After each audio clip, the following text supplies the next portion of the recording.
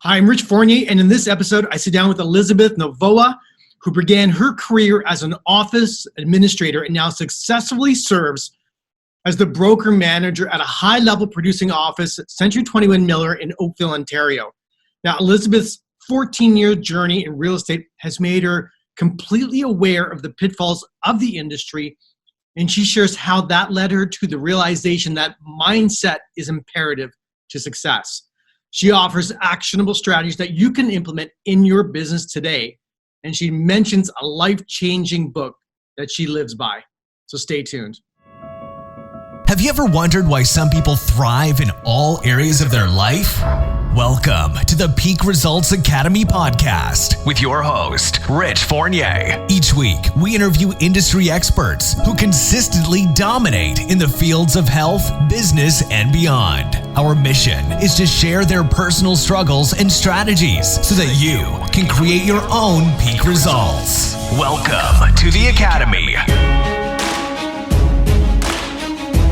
Hello and welcome back to this episode at the Peak Results Academy podcast. I'm your host, Richard Fournier, and I'm super excited to have a very good friend, an old friend, someone I knew right from the beginning when I first started in real estate down in Oakville, Ontario.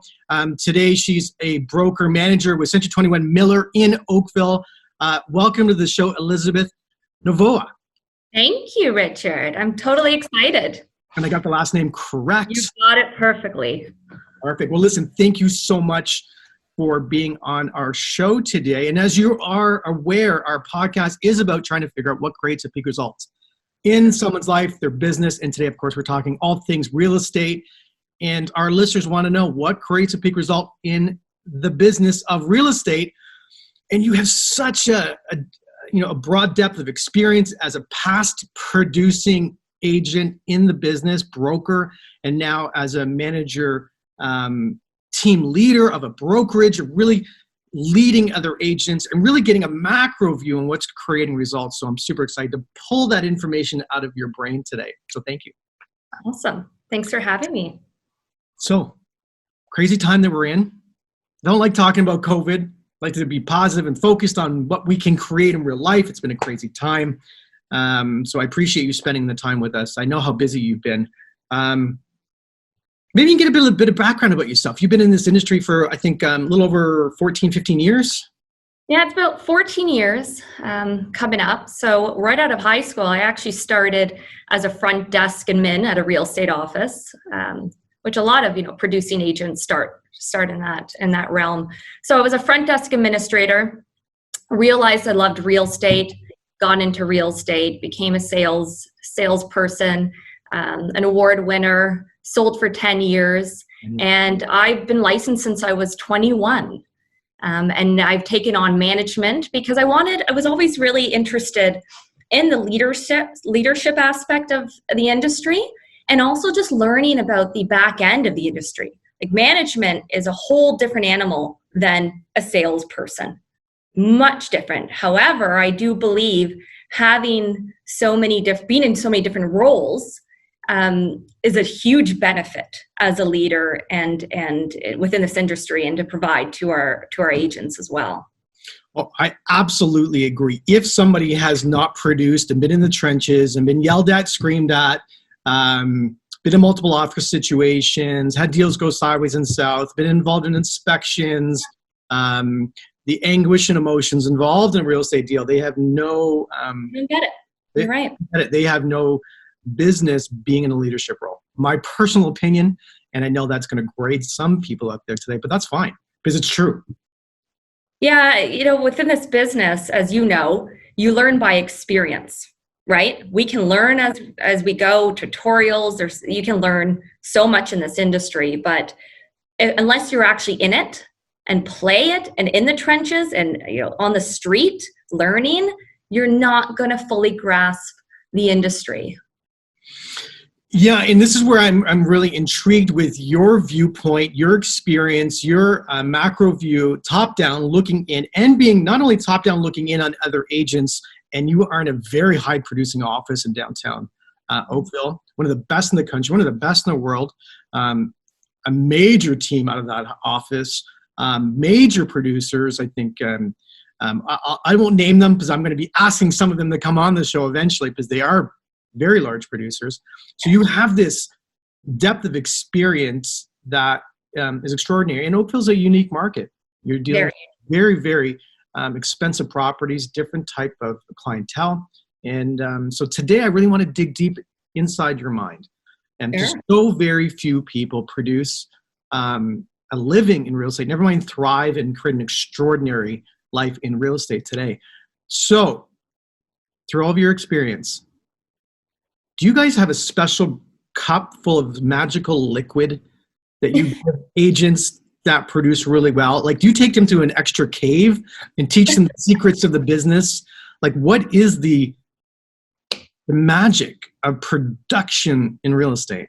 Well, that's a huge question, Richard. We got time. There's a lot of moving parts, I believe, when it comes to success. And you're right. I am honored to be surrounded by such just incredible agents, like passionate, hardworking, and they all serve with great integrity. And yes, you're right. We have the number one team within our office for the Central 21 Canada network, other great top producers, and we're a busy office. We have about 115 agents that do quite well. So there's a lot of moving parts to this. Now, yes, it's all about, getting up, treating it like a job, right? Like you were saying, all the top producers say, just treat it like a job. Get up, get out there, get dressed, and work. Well, if we can all do that, and the results could be different, but what I do find is there's a lot of correlation with mindset. Mm-hmm. There's a lot of it in real estate. And I would say a huge obstacle in real estate is that agents are expected to know everything: legalities, compliance, financials, how to renovations, and tech systems. We have to wear so many damn hats, right? And it's nearly impossible to master them all, but you need to have a sense, and you need to keep learning. And that's why, your coaching program is incredible, because development with mindset and learning is everything in this business. So what makes a great agent? I was thinking about this the other day, and this is a people business, right? I know tech is everywhere. I'm getting Zoom fatigue. I know most people are. I'm a face-to-face kind of girl, but it's everywhere, and everyone's saying no tech, use tech. And yes, I agree, but this will always be a people business, a relationship building business. And we can't forget that, and we can't lose sight of this, right? So I do believe the ones who really will excel right now and in the future are the ones that are good with people, first and foremost, right? Serve with integrity, relationship building, put your clients first, but also is excited and determined to learn technology systems, to dive in and to play in it. Because you will not learn tech without playing, right? You need to dive in. And I am a young manager. I definitely am. And everyone just, I guess, assumes 25, right? 25. I wish. But everyone just assumes I'm going to be this, tech savvy kind of girl. And no, I am actually from a generation where I didn't have a cell phone till much later on. And I have to learn it, but I am not scared of it. And I will play with it. And I will do my best to learn what I need to in order to evolve. Right. And that is the key, is not to be scared of it. It's an interesting profession because somebody comes into the business, day one, they get their licensing, whatever the new licensing is now. My sense is not going to be any much harder than it originally was. Secondly, they get their website developed, they get their branding, and then we say, go to work. Go to work. And what does that really mean? Go to work, right?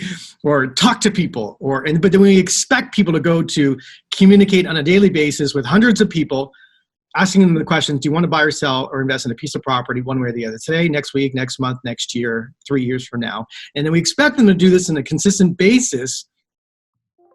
They don't even know how to communicate in a way that is coherent in the game of real estate, or do they have the inclination to talk to that many people?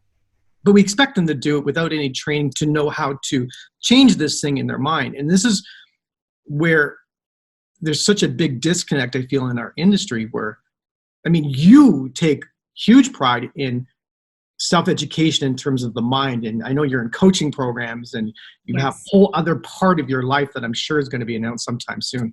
So, but this industry seems to say, hey, just go out there, generate some leads, and you're going to do well, or you work hard, you're going to do well. That's not working. We have a 90% turn rate over 5 years. Yeah, I think though, is that if you make those contacts every day, right? This is not a business that things are going to come tomorrow. You're filling your pipeline.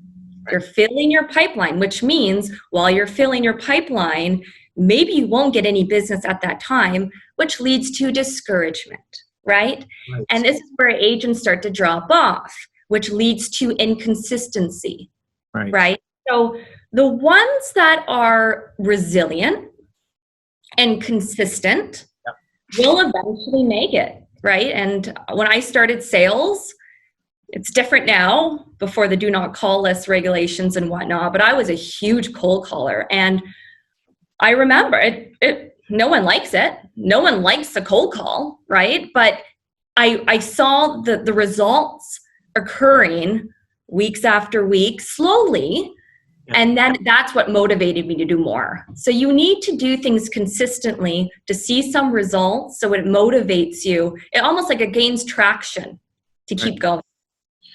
Why do agents not do the day-to-day activity necessary to create relationships long-term? Like, what stops them in your experience? There's a lot there. You know what? I realized, especially I'm talking about brand new agents that come out of and none of us had any guidance, right? You know that. We were thrown into the wolves and you figure it out. I've been there before. It's so fear-based. Mm-hmm. It is so fear-based, whether it being a failure, looking like an idiot, just not knowing what to do. And you're not going to know everything in this business until you experience, right? So that's what the hard part is that you're not going to learn until you do, but you don't know what to do. And that's right. And that's terrifying. So fear-based is huge, which stops people, but also there's a fear of success. And that got to me last year when I was having a great conversation with a top producer that I know, a really good friend of mine. And they know they can get there, but they're scared of success because they don't know how to handle it. And they're concerned of how it's going to affect, their family life or their marriage, I don't know, or being a mother and whatnot. So fear is massive. And another thing, I actually had another conversation with a good friend, hopefully she's watching me, yesterday, is that she called me and said, I'm in a crossroads. I'm in limbo. She's been in the business 4 years. I'm in limbo. I just don't know where to go from here in real estate. I don't know if I even like it and whatnot. And when we thought about it, there was a couple things. So I noticed that she just lost the love for it. And we all do. We all have those moments that I have a breakdown, right? We all have these moments where what are we doing in this industry? So you have to start igniting that fire again. This is a business that you have to love in order to be in it. Your clients will feel the energy. You gotta find that passion. And how do you do that? We gotta start just being authentic. Start living how you are and doing, right? Like everyone just tries to, form themselves into this robot kind of agent. Just be yourself, have fun along the way, make fun contacts, and the better your energy is, you're going to attract better and you're going to attract success. So ignite that. And also a lot of agents have these plan Bs, plan Cs, plan Ds in their mind. And I don't know about you, Richard, but for me, if I have those in the back, I'm not going to go full blast on what I'm doing, right? So it's almost like closing that and saying, I'm in this for the long run. Burn the bridge. Burn the bridge. You know, when we came up to the Barrie area, I mean, we didn't know anyone. Like, didn't know a soul, Elizabeth. I mean, well, that's not true. I had a buddy in university who used to stand on the bar with and fall down at the end of the night with. He was going to send me a lot of deals, right? And so we moved up here. It was a real firm decision. Like, we had 3 kids. Wife was at home. Became licensed to become my admin, and we went at it. Burned the bridge. Didn't know soul.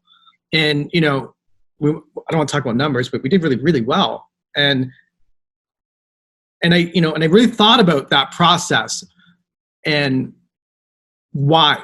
But one of the, not the only reason, but the one reason that really stands out, like I really, really burned the bridge. Like we moved our family up, boom, no other income, no revenue, don't know anyone. Let's go, let's conquer this particular area.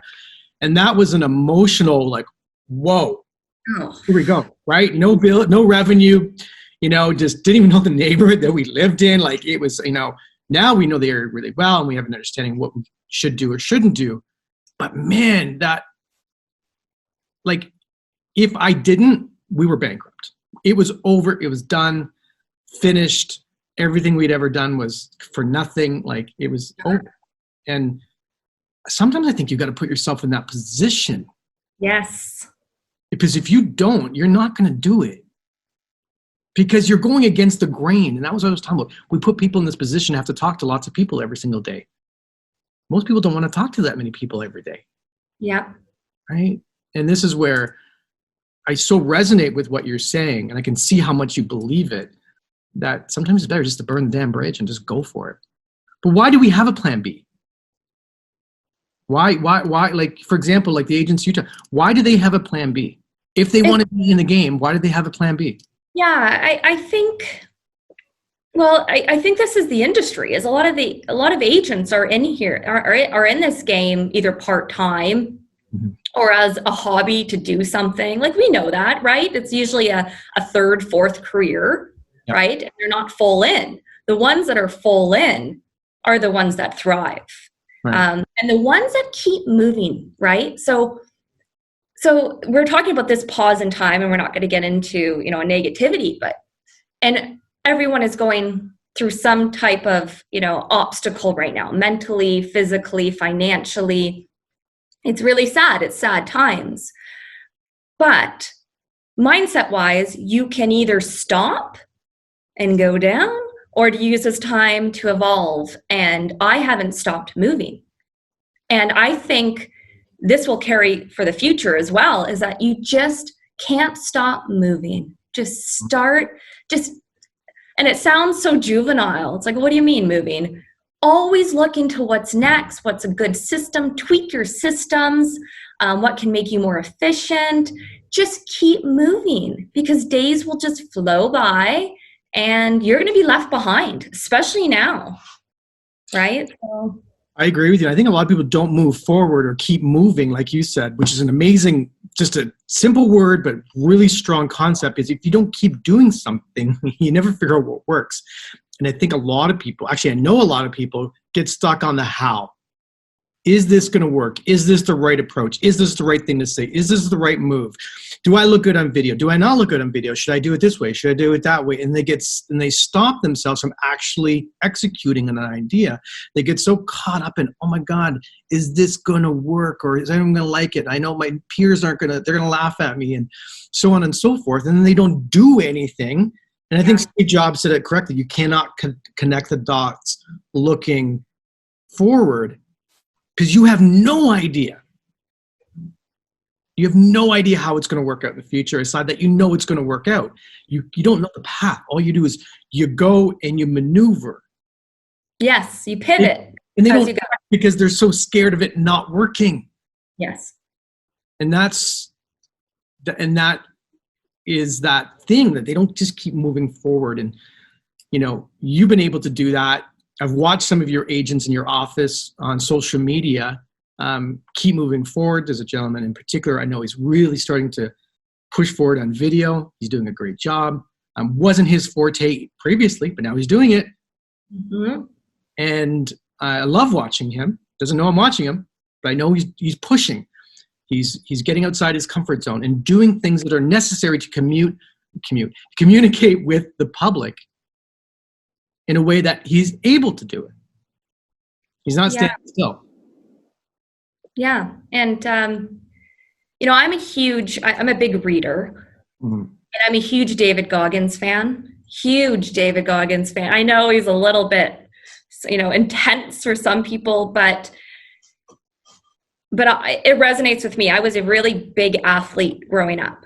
Big athlete. So I'm used to pushing myself in order to get victory. I'm used to that. And it feels better when you do that, right? But what always sticks with me, there's a quote in his book called Can't Hurt Me, which I've talked to everyone about, and it's the best book I've ever read. And what does he say? He says, to grow in life, be willing to suffer, right? So to grow in life, be willing to suffer. Now, some people think suffering, like, why would you do that? It's a little intense. But if you change the word from suffering to sacrifice, it tells you everything. Any business, forget even real estate, any industry, you have to make sacrifices, daily sacrifices. Either like you, Richard, if you took a huge sacrifice, right? Moving to a place you don't know anyone, built this incredible real estate book and a business, succeeded hugely, huge risk, right? And you sacrificed everything. You laid your cards right out of there, right? And daily sacrifices is what's needed.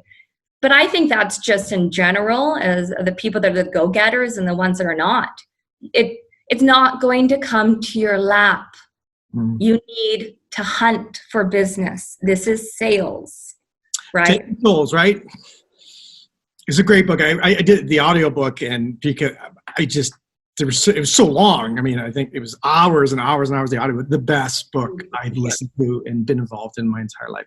Listen, to be truthful, there were many nights where I was like, "What am I doing?" Sure. Bottle of scotch later, I'm like, "This is crazy." And I've been there too. I get it. Am I doing this? My wife's looking at me. She said, "Are you going to make it? You okay?" Right? But I think that there's, but you know what's really interesting? If you surround yourself with people who are amazing and who uplift you, who don't judge you, but want nothing but the best for you, you need those people in your corner. Yeah. Right? And this industry, the real estate industry, is so lonely because it's such a competitive world, and we look around the corner and this person's doing that, and we should get jealous. But my experience has been, and I hope that people listen, my experience has been that people like you, yourself, top 1%, top 2% agents that I'm communicating with about their businesses, they're sharing like free stuff, free time, billions of dollars worth of free advice, right? And I mean dollars worth of sales transactions, free advice. They're not asking for anything in return. So reach out if you're having trouble, right? Reach out if you're feeling distraught and upset about this business and not knowing. Like, reach out to the top producer in your office and bare your soul. What's the worst that can happen, right? You may find a willing advocate for you. Yeah. I think one thing that we really highlight too at our company at Miller, Century 21 Miller, is that my agents know they can text me, call me anytime. And I always answer my phone. I'm always there for them on weekends, nights, mornings. It used to be on holidays, but I've come to the point where I've cut that out. Actually, last holiday was the first family holiday that I left my phone in the room. First holiday ever.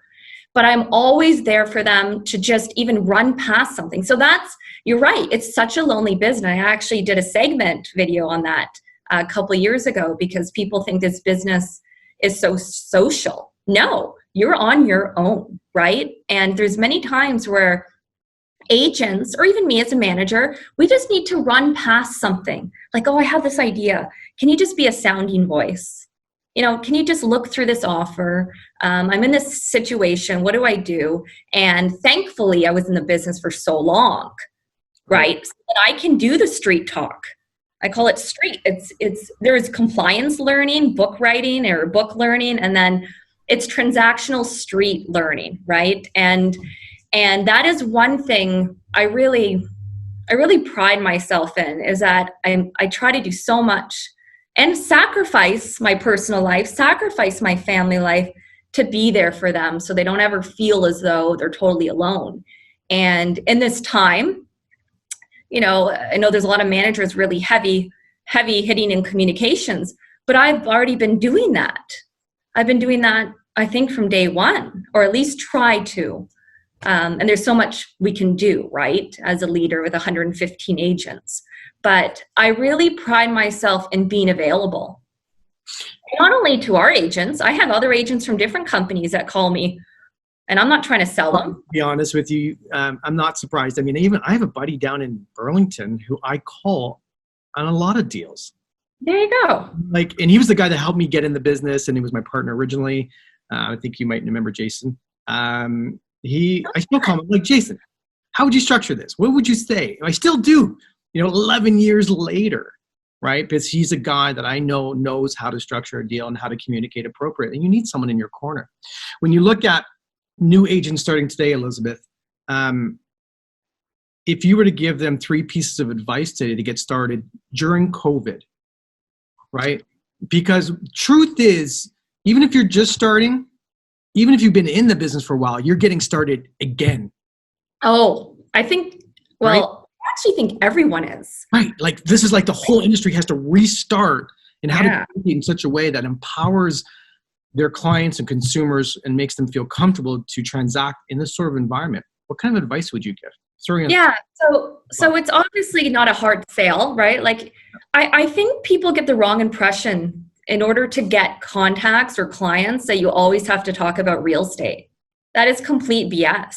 Just call people, talk to acquaintances, people that you haven't talked to in so long, and just say, hey, what's up? How have you been? How's the family? How can I help you? Because I'll always remember this. People will remember how you made them feel. Not what you've said, not what you've stumbled. It's how you made them feel. And if you can be memorable at this time, you've got them. You've got them for a long time. So be genuine in your message, right? And yeah, it's going to be tough for new agents that don't have past clients, because it is tough you can't door knock, and cold call is, open houses. So we all know that it will reduce the amount of cold prospecting or cold prospects, right? So you really got to hang on to your sphere of influence, your database. That's everything right now, but you don't have to hard sell on them. And especially for new agents, well, it's only been almost 2 months into this. Systems. Even for, veteran agents, even for me, I am digging into systems. I am changing things up, making things more efficient for the future. You need to create systems. And I've learned this more in management than ever in sales, that if I had to start over again, I would be way more systematic in my CRM efforts, my contact list, follow-ups, social media marketing platforms. We can't do everything. So you need technology systems to make you work more efficiently. So then you can do what you need to do, is to get business, right? So systems, reach out to people and learn. Hey, there's so many great tutorials and webinars out there that you can just dig into. And like I said about technology, because it doesn't come easy for me either. It really doesn't. But the more I play and actually do it myself, the more you sponge it in, right? So don't hide from it and start playing with it, and start talking to other industry leaders like yourself, Richard. That's another thing, is that you don't always have to create it. Like, don't reinvent it. Go to the guys that are doing it well, ask them to do a coffee chat, send them a gift card to say thank you or whatnot. I don't know, but pick their brain and they would be honored. So honored to share. I have been overwhelmed with the response in regards to communication, how much people are willing to share. When you look at your systems today, are you talking about creating, and I want to, because you are in this position where you see so many different agents, are you seeing the successful agents, do they have a specified daily method of operation that they operate in? Like, is this like, this is what I do from this time to this time and so on and so forth? Oh yeah, I believe so. I haven't seen their schedules, but I do believe in order to succeed, you got a time block. Yeah, time. Oh yeah. Time blocking, especially, I even did that in sales. I would time block, 9 to 11 was my prospecting, because I'm a big morning girl. So you want to prospect when you're the best, right? Or feel the best. So 9 to 11, I was always told, was always my prospecting. I booked it like a doctor's appointment. Nothing went in between. And even if you get busy, you don't touch those 2 hours. So yeah, time blocking is everything. And I believe most successful and high top producers, because I see it in my office, are on schedules. They don't waste time. They're always moving and they never waste time. Their meetings are down to the minute. They have specific topics for their agenda meetings, especially team leaders, right? And they have tracking lists. They use systems that will, like Trello, Asana. I use Asana, but there are checklists for everything.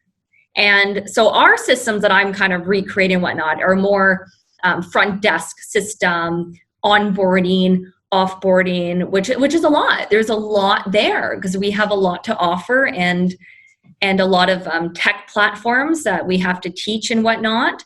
But I am trying to make things so streamlined and so efficient that our staff members are opened up for time to do other things, right? And that's what I think the agent has to think the same way. They're running their own company. They're the CEO of their own business. And if you're a team leader, maybe work on those job descriptions, tighten those up, right? Right. When you look at our industry today, and we look at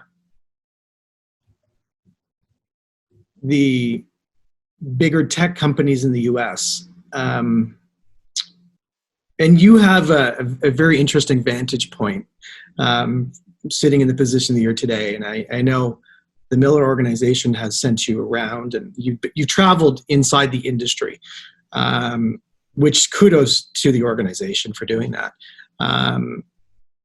When we look at some of the companies, Redfin, Zillow, Open Door in the United States, iBuying programs where these companies are buying direct, 2-week closings, no inspections, generated offers. This is what it is. Not working with anyone else in the industry, really. Where do we go? I mean, are our price points just too high to handle that type of capital intensive requirement? Or will this pick up steam north of the border? Well, the States is is another animal, right? And the average resale price is like $250,000, $300,000 across the country. So it's not the same thing. Yeah. And the industry in the States is so ahead of us, ahead of the game. And I actually read a lot of, Inman. I read a lot of the US content, and I've done some great training within the organization in Austin, Texas, which is like a hub for tech, right? Startup tech. However, it just doesn't seem to make that great traction in Oakville or Halton and whatnot. And what is it? Honestly, the need for support for realtors is way more now than ever. And that will not go away. It won't go away. We need to be there to be supportive. And I do believe traditional brokerages, even though, yeah, we're going very tech and whatnot for now, it's going to go back to some type of norm in the future. That support will always stay and be needed. So I don't believe the traditional brokerage is going anywhere anytime soon, especially in our neck of the woods. And we see, I'm not going to throw out any of these iBuying companies, virtual companies or whatnot, but they go under. Right? We're seeing it. The money is the budgeting and whatnot, or financials. It's not there, or they're losing. There's a lot that have gone right under. Yeah, I agree with. Initially, I'm always like, yeah, man, this is amazing. I love this stuff. It's amazing. But when I look at, there's three things that I consider now when I look at any of these tech companies. Being in the trenches in real estate, you get a real sense of. There's three things I believe that keep us really in business, right? Maybe four. Interpretation of data, right? Yeah. The algorithms are incorrect most of the times, right? They're not good enough to understand the nuances of a neighborhood, the nuances of neighbors, nuances of what type of granite, what type of porcelain, the layout, the structure inside, how does it look, how does it feel? Fear is the next one. Fear about making a mistake, fear about making the wrong decision, ego and greed in terms of the transaction. Those sorts of things, you need human interaction to navigate that process. The emotions behind the deal is insane. Yeah, and let's not forget too, what was really powerful for me when I'm a big office girl, like even when I was in sales, go to the office every day. Yeah. And I couldn't tell you how much knowledge I've picked up in those hallway talks with top producing agents. I owe a lot to the ones that I've surrounded with, or that I've just asked a question in a hallway and a light bulb just went off, right? We cannot, we can't take that for granted. Our colleagues can build a business up in a huge way. Yeah, I 100% agree with that. One of the biggest team leaders in our area up here was such a kind person to me, even though I wasn't even at the brokerage, but she knew me from down before. And she really, septic wells and all those sorts of things. She said, Rich, this is everything you got to learn. Here you go. Yes, you're in part of the competition now, but here you go. You need me, call me anytime. And that's a true professional. Yes. And I think that person is an example of leading the way and being a professional through the process. Yeah. Today, when you look at our game in the real estate game, how does one become a top producer? Like, how does one create that? Like, what is that magic sauce? Is it they're born into it? They have a better network than someone else? They go to the right school? Can they buy their way in? Do they have more money than other people in terms of, spending tons of money on billboards, et cetera? Like, Elizabeth, like, how does someone go to Oakville and produce, or someone go to Toronto or Etobicoke or Hamilton or New York and like, what is that thing? Is it? Well, you know what? It's funny. It's funny because in this business, there is no roadmap.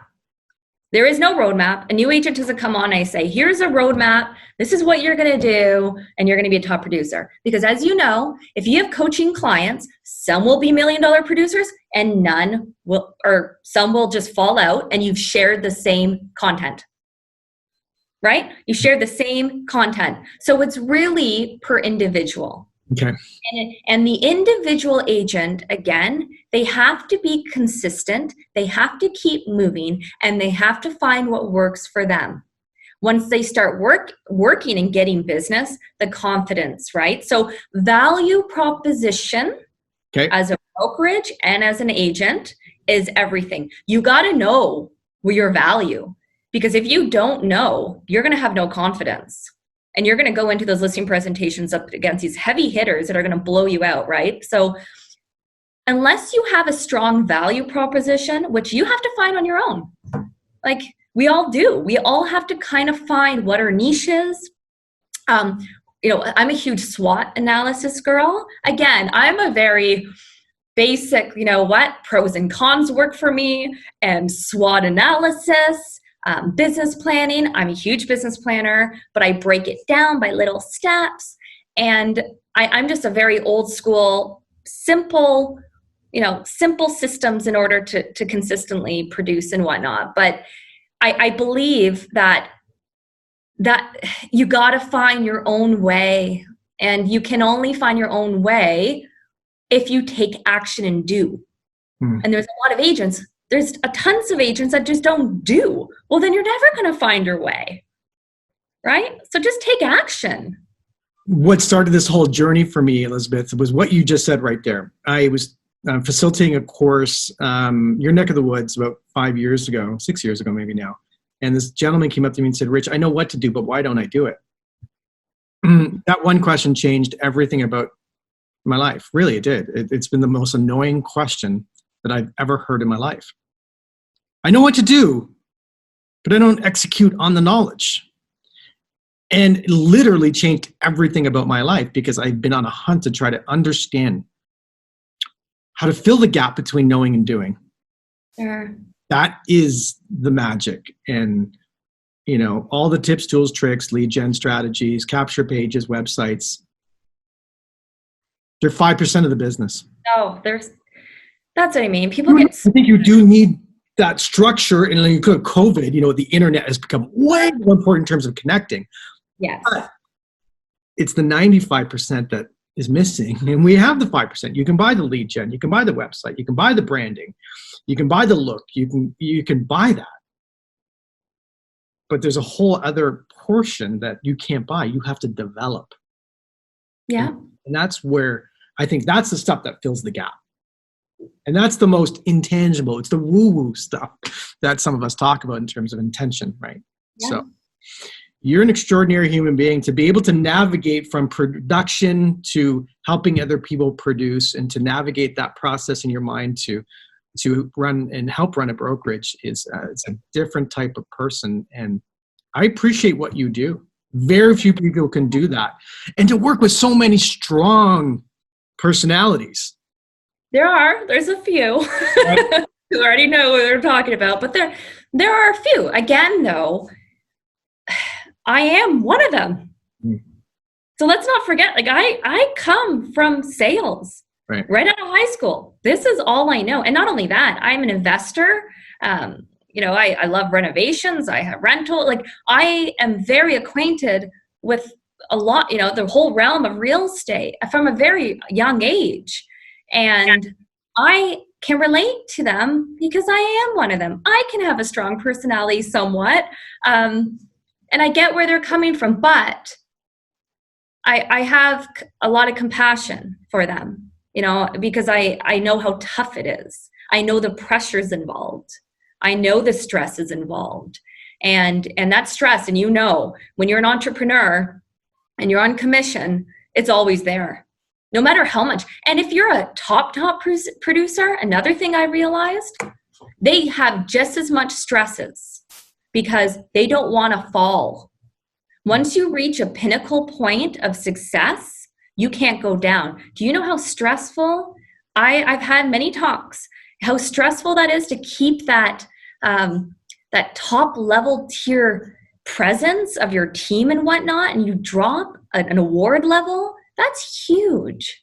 That's a lot of pressure. So, there's some new agents, you got pressure, but those top producers just have maybe even more. I didn't think about that, to be honest with you. Yeah, it's a high pressure industry for every level of being that realtor. It's either, just starting, and if you're a failure, or you're in the middle and you're trying to get to the next level. Everyone is. How do I get to that next level? How do I get that next level? And then once you hit the top level, I can't fall. Mm-hmm. That is I actually think that's the most stressful. Right. That's really good insight. And it's not something I considered, to be honest with you. That's really good insight. Your brokerage is a very high producing brokerage. You're not in the thousands of agents in terms of depth. Very competitive marketplace where you are today. What has enabled your particular brokerage to stand the test of time and to keep high-producing agents and develop high-producing agents? There's a couple of pieces there. So we serve by integrity, all the way from our incredible staff. Not just me. I can't do everything myself. I'm just a very, very small piece of this picture, very small piece. And integrity, like we're always doing the right thing. I will not steer away from that when I give advice to my agents. I won't put a blind eye to it. I won't condone unethical behavior. No way. And even if it takes me to take on those calls and say, what are you saying to someone? Or let me look at your paperwork to make sure. Integrity and ethics, 100%. And we're always there to help when there's an issue. Either, I want to get back to actually the whole iBuying, why they're not the most successful and traditional as seems to be, still living and still thriving. The only reason why I brought it up is because I'm a reader of the news and I participate in the United States it's not here. I don't think it's going to actually make it here, but absolutely.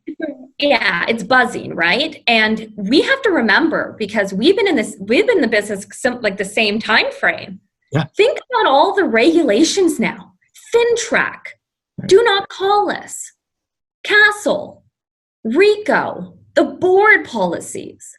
Like, holy smokes, who's going to keep you on top of communications and to keep you in that straight and narrow to be an ethical agent and not to get fined and kicked out of this industry? Let's not, because that's a huge chunk of what I do. It's a huge chunk of the business, right? So communication is everything. Communication is key. So we're big on communications.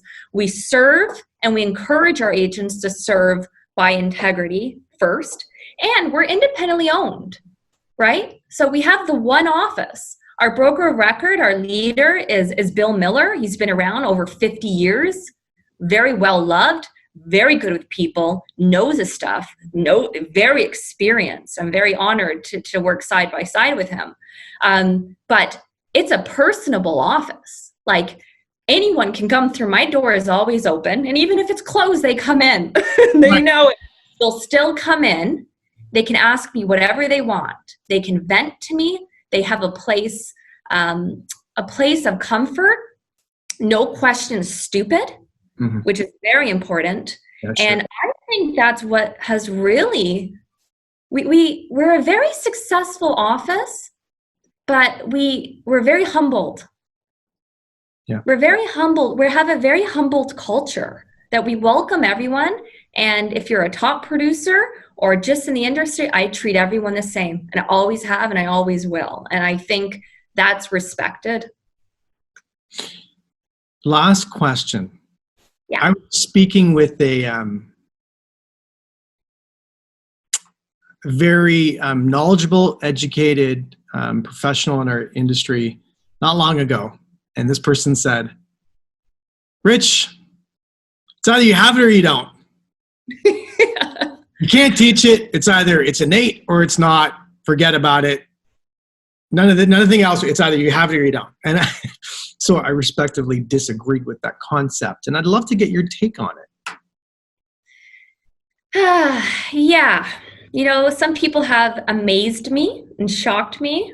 Right. And others have, I would say, disappointed. Like, oh, I expected you to be this heavy hitter and it didn't work. Or you have this personality, but what is it? And you're good with people. You have it or you don't. You know what? There is some truth to that. Okay. Because what I think he means by that, a lot of it's common sense. And I don't want to say people don't succeed in this because you don't have common sense. But you know this very well. When a situation is in front of you, right? Let's just say you're doing a deal and the financing is not going to work out. It closes in 3 days. Yeah. The agents that won't succeed will say, oh no, okay, leave it to the lawyers or leave it whatever. It's, the ones that try to get other options for the lending to dig in there, to not be scared of conflict, right, and think outside the box and problem solve are going to get the deal or get things done. So to me, it does take a special person, because there is no like black and white. Like, you need to be a good problem solver, right? Like a huge problem. And you need to think outside the box here, right? And that is a different part of the brain that we use. So I don't know. There's some truth in that statement. Well, I love the guy who said that. He's one of my favorite people in the industry. And my thought process on this was that it's our job to draw out that from someone. It's there, it's buried deep within them, but there's so much programming that has buried and skewed their way of thinking that they can't think straight. It's there. You're right. Draw it out. And I think for me, if that person is willing and has made a firm decision about what they truly want, they will figure out how to become that person. But only if they make a decision to. And very few people actually make a real decision. Well, I think that's exactly going back to if you have it or you don't. Well, there's many that don't have that firm decision in their mind. That's the nuance right there. Yeah. Right? That people have not made a decision about this. So I was talking to a client yesterday, or a prospective client. I said, "What do you want?" And he's like, "I know he got annoyed with the question." I'm like, "What do you want though? Like, what do you really want?" And he goes, "I really don't know." I said, "Then you don't know where you're going. You can't figure it out. Doesn't matter. There's no tips, tools, tricks, coach, systems, lead, teams, systems, whatever. It doesn't matter till you know what you want. And if that and you know what you want. I know you know what you want, right? I watching your husband, for example, I can see what he wants because he's doing what he wants, right? Producers, I can see what they want because their results show me what they want. You know, results are harsh to judge someone by their results, but it's always fair because I know what they want when I see their results, right? And I think I wish that you would have been my manager when I got started in this game. Thank you, Richard. And I really think agents need to get on the coaching bandwagon. And if I had to start from the beginning, I would have, because we need the accountability. We all do, even myself. We are lacking accountability. We are lacking coaching. And so I'm in a different coaching course that I'm taking, I won't get into, but what I've taken away from that is until you come and reach to a self-awareness for any change, if you want to quit smoking, quit drinking, be a better wife, father, I don't know. You need to come to an awareness. Mm-hmm. It has to click yourself. It can't just be told to you. You need to it's almost like you asking, which is you nailed it. You ask the questions. They come to their own awareness. It's not telling them what to do. It's asking them questions. And I think that the person that asked me a question changed my life. And I don't even know if that guy actually knows that he changed my life.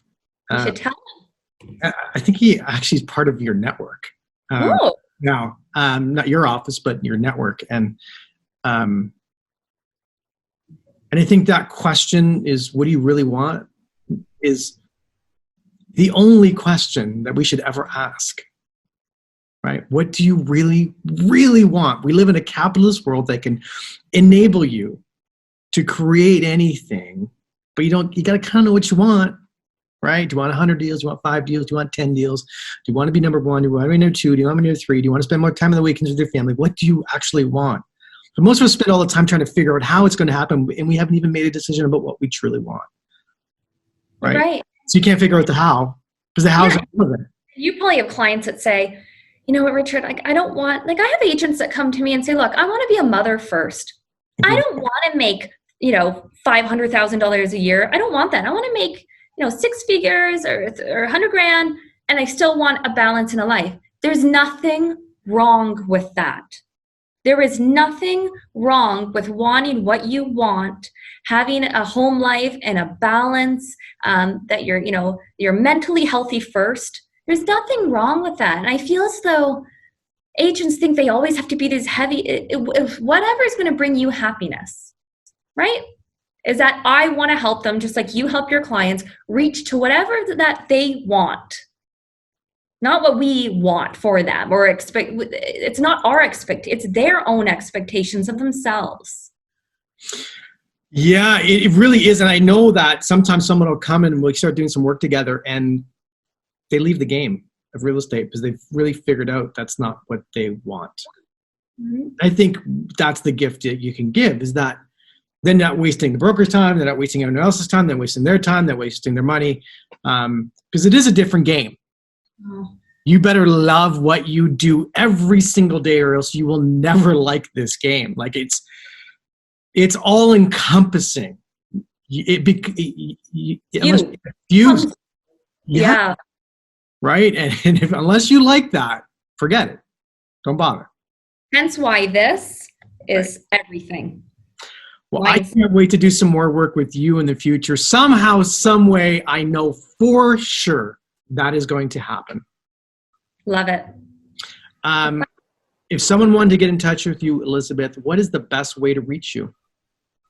Well, I would maybe give my cell number, but I'm not. So our office, you can call me at Century 21 Miller, 905-845-9180. You can also email me, elizabeth.novoa@century21.ca. And I'm huge on social media, LinkedIn, Instagram, Facebook. I'm everywhere. So you can always just shout out to me or even connect, and I'm happy to help, either whether you're a Century 21 member or not. I think our industry is better because you're in it, and I appreciate you, and I look forward to connecting in the future. Thank you, Elizabeth. Thank you, Richard.